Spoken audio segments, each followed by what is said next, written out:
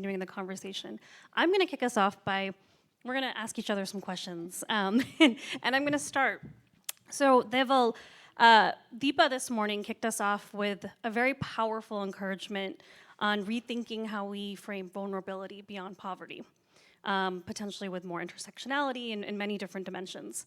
And at Dasra, you all have really centered vulnerable communities, been prioritizing them, thinking about how you involve that into the work that you do. Can you share a little bit with the group about the journey you've been on and how that manifests in your work? No, of course.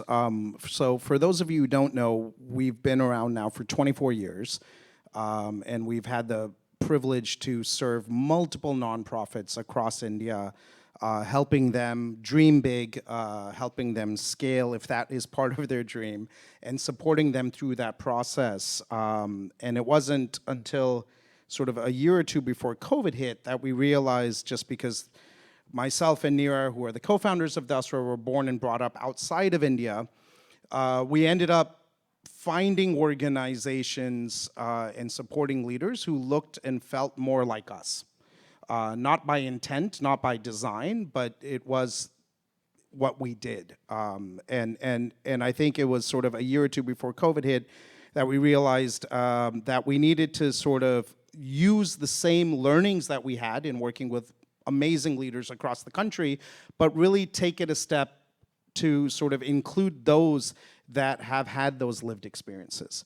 And so we started looking at the various collaboratives that we were running and saying, okay, well, how is the community influencing the design of these particular interventions?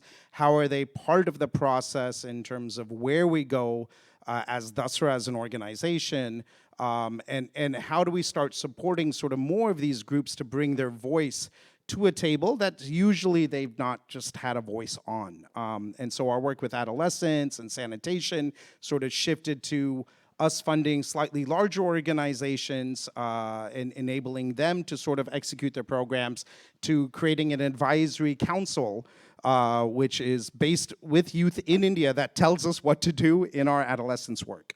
In sanitation, we supported lots of great organizations focusing on the technology of the treatment of waste and the scaling up of those programs across India, but we realized the sort of implementation of these government policies very rarely included sort of the community voice.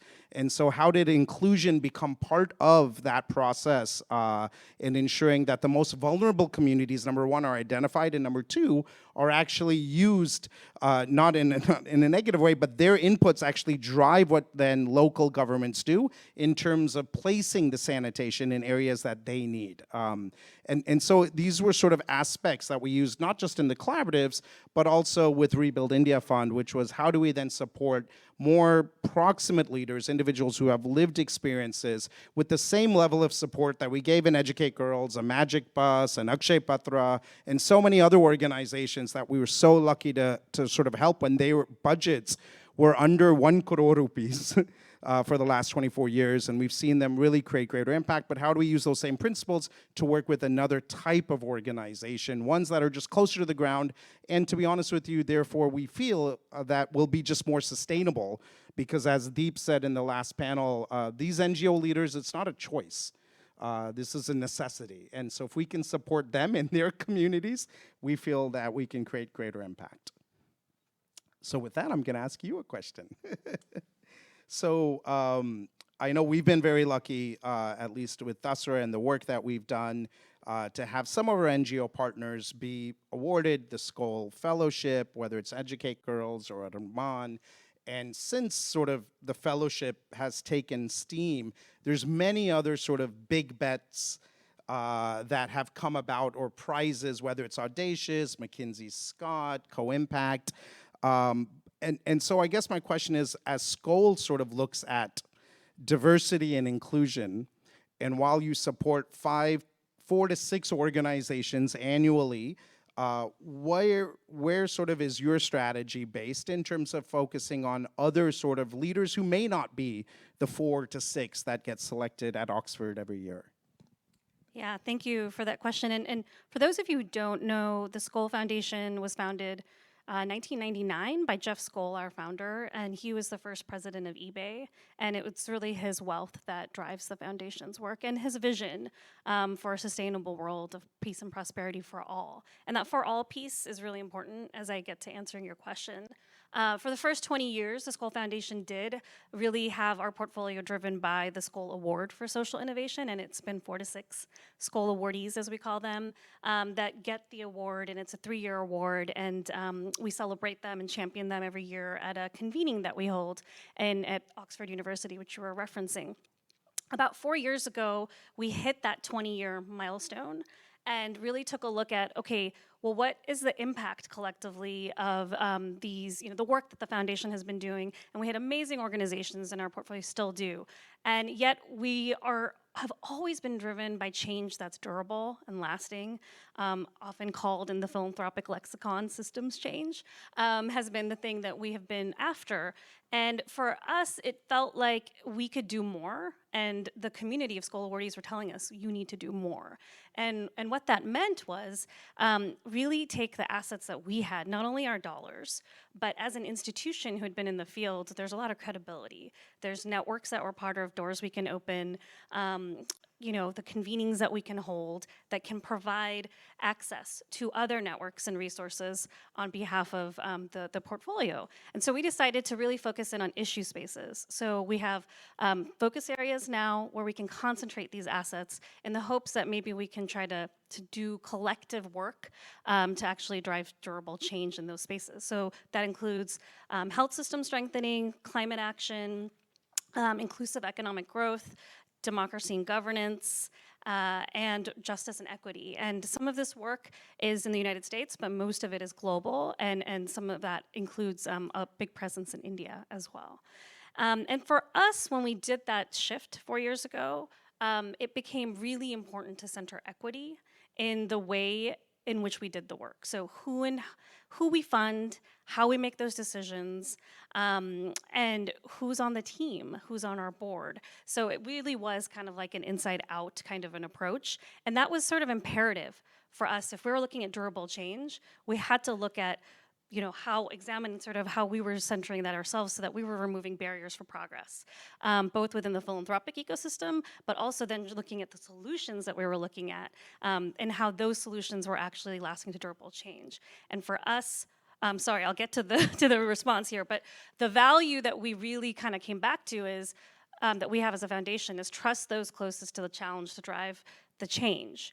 If we're going to have that lasting durable change, we have to include people and solutions, which we've heard so much about today, from the communities where the challenges are born out of. And so one way that manifests is partnering with organizations like Dasra.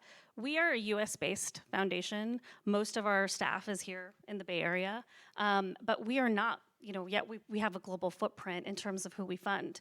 But we're not local, we're not proximate, we're not embedded. So we have to trust those organizations like Dasra to be able to scale the dollars and the impact that we can have, and trust you all that you are working with those who are most proximate. And we have many partnerships like that. So intermediaries is one way that manifests in our strategy and our approach. Okay, so I want to ask you a little bit of a different question in terms of, in the context of India, we have such a huge population of youth. And I know that Dasra has had a focus on adolescence for many years. We also have a lot of climate vulnerability, which has been mentioned, and how critical and intersectional and cross-cutting climate is. Just to give some of the data, India has one of, I think, the largest adolescent population. More than 50% of the population is under 25. And less than 65% of the population is under 35. So there is this, huge opportunity to think about climate solutions, leveraging this youth talent, and so many other things. But just curious how you think about the intersectionality of both the youth and the climate piece in the work you're doing. No, I think it's definitely been top of mind, and I know somebody asked a question about climate earlier today as well, and I think. So a couple of things. I think sitting here in the Bay Area and in the West, I think a lot of the conversation around climate overall has been around how many people are going to be moving out of poverty, therefore how do we reduce their carbon footprint? And that's bullshit. We're sitting in a country where we're very small in terms of size and population, yet 25% here in the US. We contribute, I think the US contributes close to 25% of the carbon footprint. Globally, 40% of our global population, just to give everyone a sense, are considered poor, yet they only contribute to 8 to 9% of the carbon footprint. And so a lot of the conversations that we've heard from many foundations sitting in this area and in New York and in Chicago has been around, well, how do we ensure the groups that are moving out of poverty reduces their carbon footprint?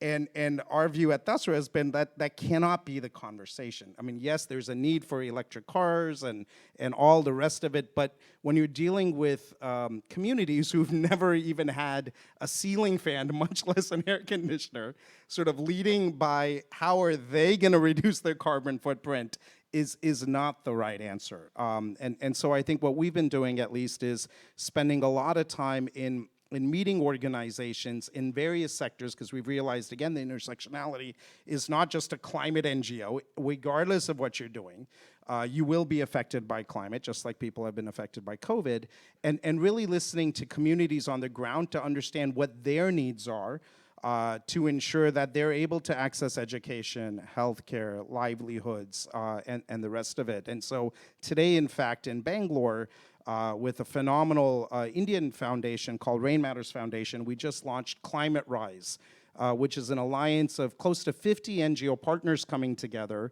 who are driving the conversation on climate for India, listening to the communities they serve, and really creating sort of dialogue around how climate can be and should be an additional grant to every single thing you support, because unfortunately the communities that you all want to support and we want to support are being affected by climate day in and day out. And actually this has been happening for about 5 to 10 years in the Indian context. And so it's again humorous for us to see sort of the political rhetoric in this country about is climate change real or not? And we're like, well, we see it in front of us. 9 to 10 major cities in India this year were flooded, which has never happened before. Deep was talking about Assam. It was common that they had 2 floods a year. Now there are multiple floods a year, and literally those living by the rivers, their houses, their schools, et cetera, are being washed away. And a great NGO leader that we admire spoke at our philanthropy week a few months ago in Mumbai, Chetna from Mandeshi. And they run a phenomenal organization focusing on women in livelihoods and microfinance.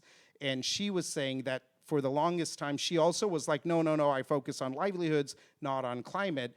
But then most of the borrowers of loans who have an agriculture-based enterprise have said, look, we cannot grow the stuff we used to grow because of climate anymore.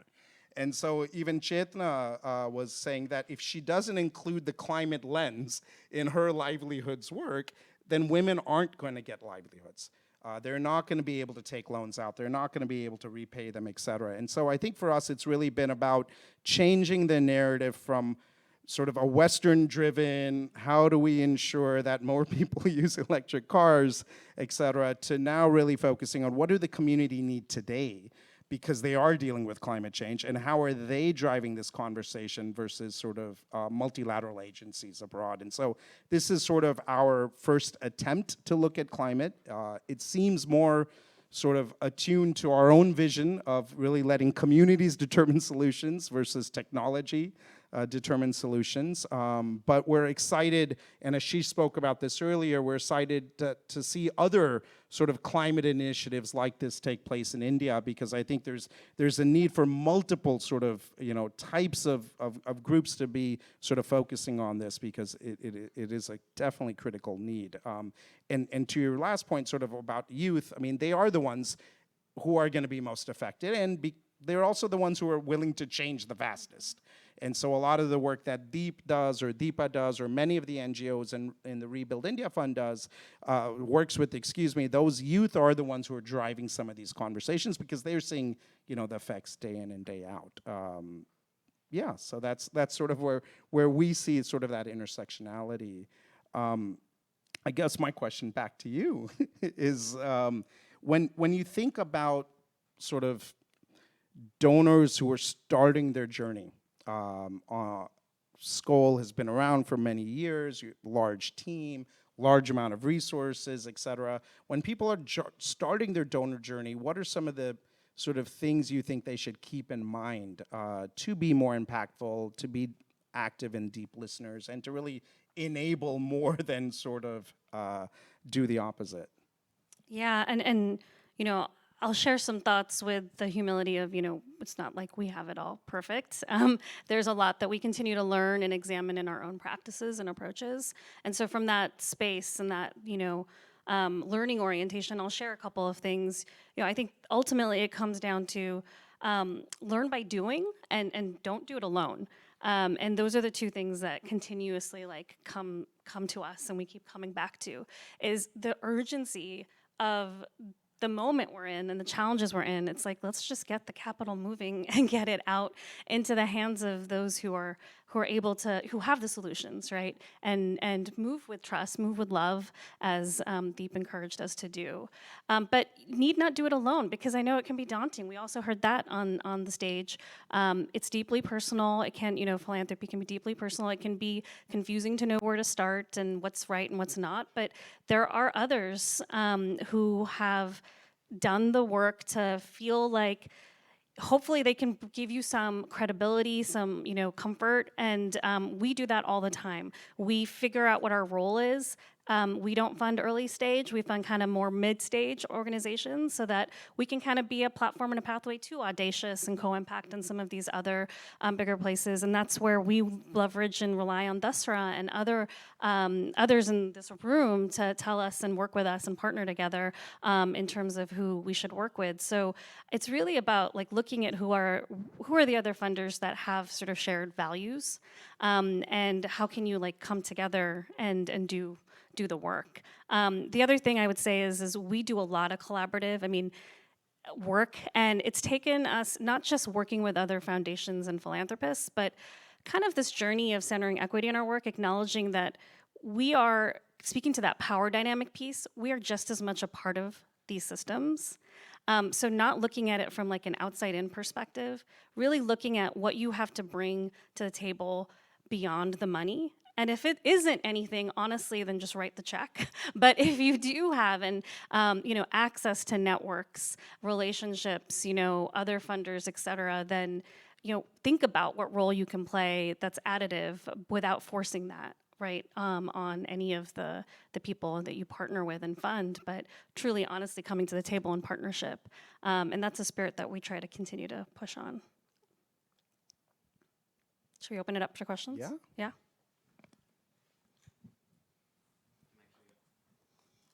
I'm also the mic runner, so. I think you brought it from home. I thank you both for this really insightful panel. Shivani, I actually have a question for you, something about what you just said. Skoll, I'm one of the nonprofit leaders here today, and you have mentioned that Skoll, and I know Skoll has typically been sort of a mid to upper size funder, or funds organizations that are mid to upper size. How do you define that? Because my organization, we employ about 60 full-time employees between Bihar and Jharkhand, but our budget is still pretty small.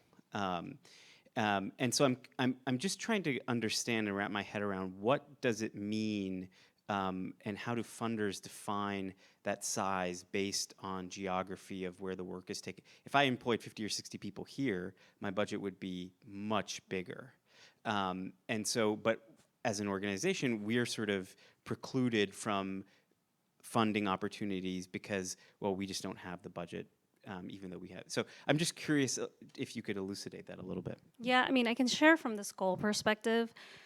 When we talk about kind of growth stage, it's really growth in terms of the impact and the scale of impact, not size of an organization or the organization's sort of, budget. So we don't necessarily look at a threshold in terms of the financials or org size, et cetera. It's really about your model and the innovation. Has that reached past proof of concept? Have you been able to see scale of that in terms of replication in a different geography or a different space? And that could be a different district, that could be a different state, et cetera. It depends on the context and the geographic piece, and what is your aspiration for that change? And for us, we're not really looking at organizations that are trying to like, necessarily, that's not the measure. It's like that we intend to like grow. It could be really deep engagement, but how are you trying to like drive that change that's going to be lasting? And who are the people that you're working with? How are you working with other NGOs, governments, the private sector where appropriate, or how are you thinking about that in terms of that growth phase and that aspiration for change? So those are the kinds of things that we look at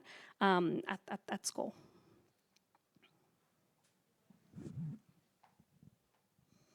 Yes. Okay. Thank you both. That was really interesting.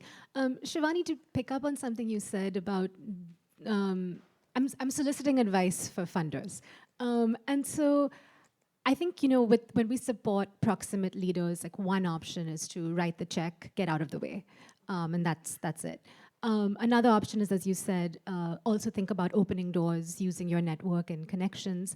And I'm wondering, what are other things that funders can do if they want to give time and thought to enable these leaders to be as successful as possible? Like, what are ways that are useful to engage and not intrusive to engage? Yeah, and I would really welcome the nonprofit leaders in the room too to answer, add to the answer or add to the things that we've seen work, so we can make a conversation, because it's really important.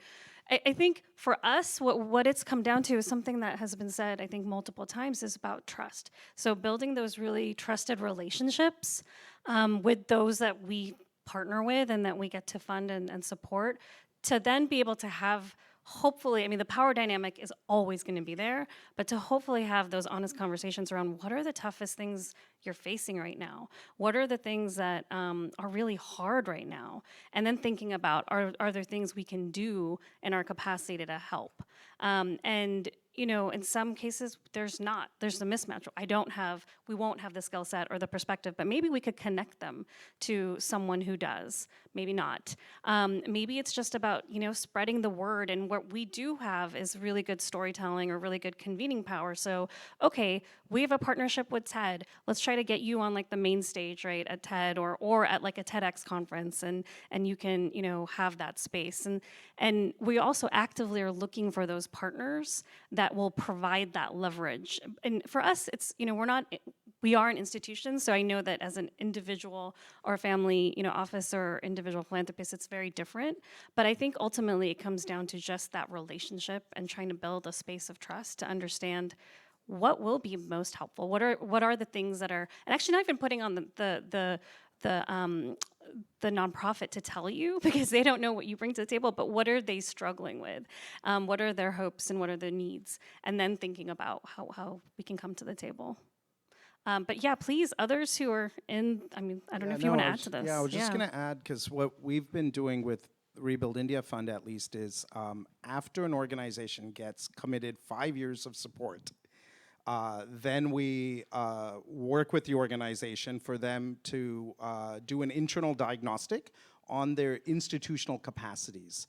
And so the money is guaranteed, number one, and I think that's important. And the reason I say that, especially with Rebuild India Fund, our goal is to find organizations that, again, are proximate, that are doing amazing work, as you've heard so far, but honestly have not had the same experiences to speak the lexicon, to do these kind of things that other donors may expect them to do. And so we sort of work with the organization. We focus on finance and compliance, strategic communication, strategy, succession planning. And so there's about 7 or 8 metrics that we sort of help the organization to rate themselves on, and we give them some sort of exposure on, this is what this organization did, this is what this organization did.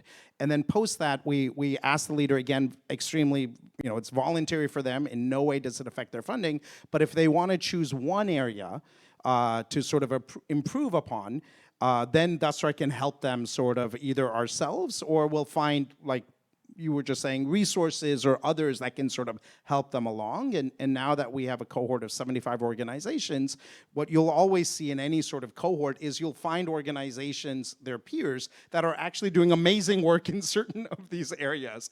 And they've had the same sort of limitations in terms of budget size, in terms of perspective or whatnot, which means their solutions are actually the most accurate than anything, let's say, we would have seen with some of the larger organizations.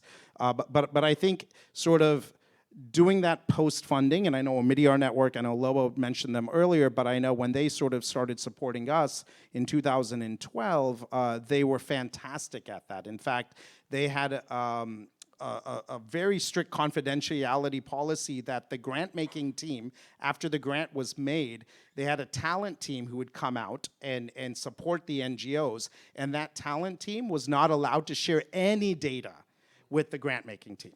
It was that level of confidentiality, but it really allowed us then as leaders to open up, and to be honest with you, with Owen, we would have opened up to anyone, but I think having that sort of sense and just making sure that the organization knows they won't be penalized if they're being honest and upfront, I think is important. And I think to Shivani's point, it starts with sort of that trust building, that guaranteeing that, look, we have your back, and you've already proven enough and more before we started funding you. So now it's like, how do we help you get to the next level? And usually that means identifying areas that you're weak at, because there are some sort of hurdles that you'll have to go on. I just want to add two things real quick, and then I know we have maybe time for one more question or two, is also just on the way that we interact. I think there's a lot we can do to take burden off. So I think it's been mentioned before, however much we can think about flexible funding, limited reporting, and really centering and focusing on like, how do you define success? And let's learn alongside you. Those are all things that are tremendously helpful given the current construct of how philanthropy, sometimes operates. And then the second thing I'll say is championing. I mean, it doesn't cost us anything, but change all happens through relationships, and funding also happens through relationships. So constantly championing the people that you're getting to fund is proven to us to be one of the highest sort of value things we can do. If our CEO contacts another CEO and says, hey, there's this really great organization that might fit something you're doing, there's nothing like that connection and that championing and that advocacy on behalf of.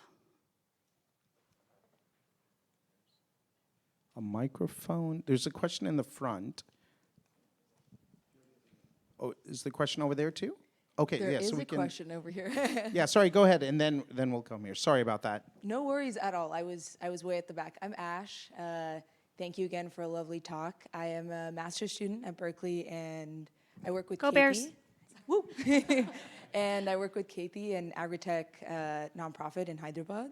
Shivani, this is just something that you mentioned with regards to a lot of conversation in past couple of years, maybe even decades, regarding systems change and a question of balance along different areas. For example, particularly when it comes to understanding the immediate concerns with regards to the climate crisis, but more sort of longer term change when it comes to root causes, for example. Both for Skoll and Dasra, how do you sort of internally, what is the decision-making process to create that balance? Such a good question. Do you want me to? You go first. Okay. Or, yeah. Okay. Yeah, I mean, it's a constant tension. It's really hard to operationalize as an organization, like focus areas and like how are you gonna, prioritize your work when these are all long games. These are generational efforts that before we're gonna really see kind of like systemic shift, and it's messy. It's not linear. And people want clarity, they want goals and metrics and things that they can sort of align their work to. And it is constantly a tension. And so the way that we reconcile it is just continuously reinforcing what is that North Star. And again, driven by those that we fund, like what is the objective that we have in the shared way? Is it, rates of deforestation go down, indigenous communities who are stewards of those lands in the Amazon or wherever it may be are having more economic viability. So we kind of try to pull back from like what are those like near-term signals that can kind of indicate that there's some progress along the way, so that we can at least feel like, okay, what are the forces that are like helping us? What are the things that are like pushing against progress, and how are the organizations that we partner with actually shifting as a result? And it's all about a learning orientation for us, and then trying to think about like, are we making any sort of like collective progress towards those North Star aims, but not expecting that those big systemic shifts are going to happen necessarily even in our generation. Yeah, I think from our side, what we've realized is sort of there's a need for groups to collaborate, and clearly there's one or two things, a whole sort of cohort of organizations, if they come together, they can sort of push for, which not one individual organization can sort of do. But that takes a lot of time, that takes a lot of effort, and there's still the need, clearly, for all of these organizations to provide direct programming and services to the communities they serve. And so what we've tried to do, in fact, with Rebuild, is in the 10 different collaboratives that we sort of focus on at Dasra, whether it's sanitation, whether it's adolescence, whether it's climate, migrant workers, et cetera, what we're trying to figure out is how can, for example, with Rebuild, we support a larger group of organizations in each of these sort of areas, allowing those NGO leaders and those communities to do what they need to do, but at the same time link them to sort of these collaboratives that we're also running, so then their voices are being heard at sort of an advocacy level, but at the same time they're sort of doing what needs to be done today. And in that, I think it is a conscious decision, clearly, that the leaders that are already stretched so thin, they probably can only spend about 3 to 5% of their time on sort of a collaborative initiative. And the rest of the time they have to sort of do, be on the ground delivering. And so kind of like a donor, we want to ensure that we use these NGO leaders' times wisely. We don't sort of make them do a lot of the grunt work. That's our job. But they can sort of plug and play and be informed about what's happening at sort of a national level or even a global level. But at the same time, we give them the full freedom through Rebuild to do exactly what they need to do. And so I think having sort of this joint approach is really important. Otherwise, everyone's going to go for the North Star, which is important and we believe in, but without realizing that the community doesn't have the sort of ability to wait for that North Star to sort of be achieved. Sorry, I think we have one question here. Yeah, thanks. Thanks, Deval. Thanks, Shivani. I'm Rajiv Khanna from Thousand Currents. And as I'm hearing the conversations all day and from both of you, I'm noticing a bit of a tension, right, in this philanthropy industrial complex that we all live in, which is, as funders, are we implementing and devising strategies and then having community groups, selecting community groups that advance our strategies? Or is our theory of change to support community and grassroots groups and advance their strategies, right? Which is two different things. And then as we also do capacity building, right, are we asking community leaders and frontline community leaders to adapt to philanthropy as opposed to doing the opposite, right?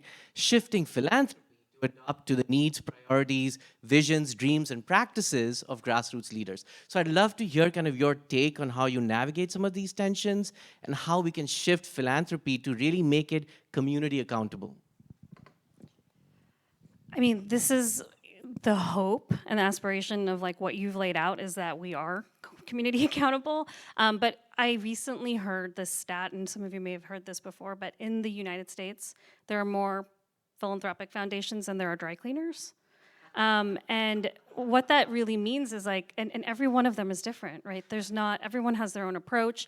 It's so fragmented that, we aspire and we work really hard to work on collaboratives with other funders, have sort of shared vision and shared aim and shared practices, but there is still this reality of how much fragment. So along that sort of reality in the philanthropic industrial complex that you reference, I mean, I think the more and more we can shift from ourselves, and at least from the school's perspective, it is trying as much as we can to really center the strategies and the priorities and the focus of those that we fund, learn from them so that they inform where we should be focused and be open to shifting that.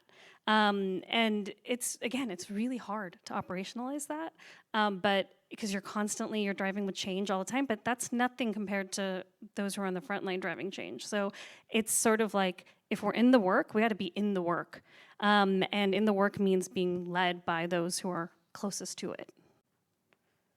Yeah, I think from our experiences, and to be honest with you, we also started at the opposite side of the spectrum, but we're getting hopefully closer to having communities design, be in front in terms of leading some of these efforts. And in that sense, Rebuild is that effort, right? Every year, 100 organizations, they do whatever they want to do.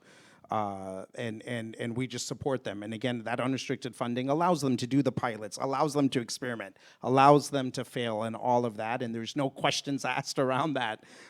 You just do what you do, because they've been doing it again for decades or years, well before we came along, and they'll continue to do it after the 5 years are up. But what we are sort of grappling with, how do we then ensure that their voice is being heard in these other collaboratives, because I think it's important. And with the Climate Rise Alliance that we just launched today in Bangalore, these were just the NGOs. It was it was literally speaking to 100 stakeholders, listening to them, and they're leading the effort. The co-chairs of this particular initiative are Bijal Ben from MHT in Ahmedabad and Harish Hande from Selco in Bangalore. And so they're really leading the efforts. There are questions again around, but aren't these organizations more established and whatnot? And so that's where we hope at least Rebuild can play a role in sort of getting the grassroots voice in there, and not just sort of the larger, more established organizations, but it's definitely a work in progress. A lot of the work that Dasra does, though, is educating donors and helping them understand, again, the realities of what's happening on the ground. And we're very, very lucky in Rebuild India, at least, to have funders who, to be honest with you, maybe 5 years ago, 7 years ago, or even 2 years ago, thought really differently about the way they gave. And that's their lived experience as well.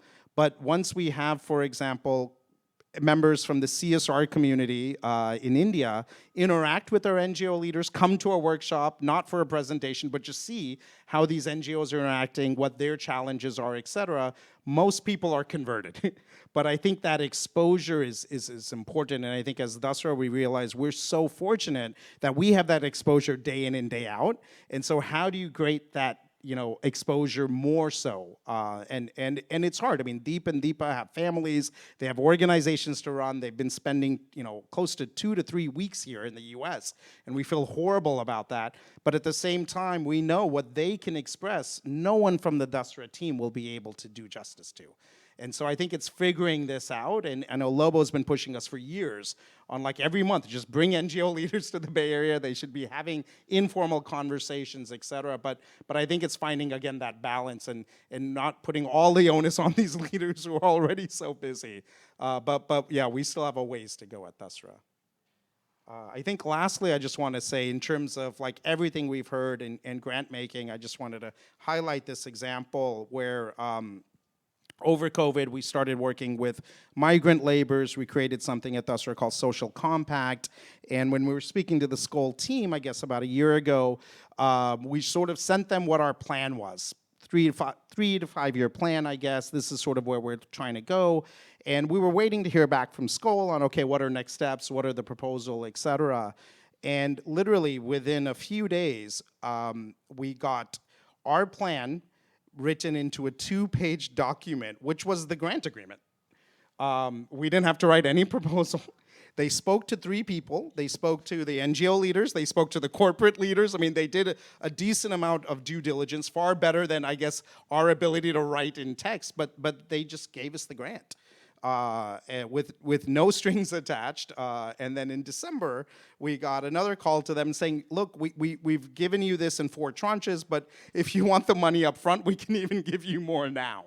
And I think that's what sort of trust-based giving is about. And I was telling our team that we've never seen a donor in the 24 years that we've operated, that you just send them what our plan is and they make it into a grant agreement. And I think that's something that everyone should sort of practice, regardless of the language that you send or whatnot. But I think those conversations are important. And with Rebuild, at least, learning from Skoll and others, all we do is a 2-hour Zoom call with the NGO leader to understand the vulnerability and the proximate leadership of the community, and that's it. And then we actually create a one-pager that we present to the investment committee, which again, that 5 NGOs sort of then decide upon. But I think decreasing that element of proposal writing, but having a conversation, because again, all leaders will know where they want to go. They just don't have the time to put it on paper in a way that fits your format. And I think Skoll, the fact that they're doing it here in the Bay Area is a clear testament